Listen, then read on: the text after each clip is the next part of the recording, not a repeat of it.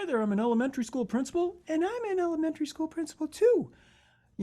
Has this guy named Michael with Born to Shine been calling you? Yeah, he has.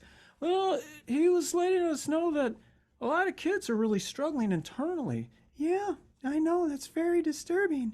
Yeah, I mean, they seem fine to me. Yeah, they seem okay to me too. But he did say that mental health is invisible and our kids might be struggling and we don't even realize it. Yeah, I think he may be right.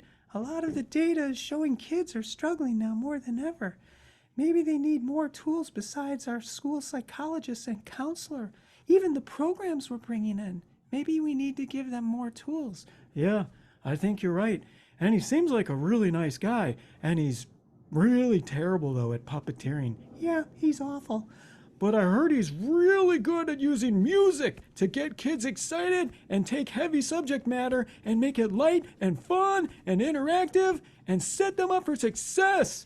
Yeah, that is kind of cool how he does that. Well, I think I'm going to call him. Yeah, me too. Let's get him to bring that school assembly in so our kids can really thrive this year and not just survive. Yeah, I think you're right. That's a good idea. You were born to. You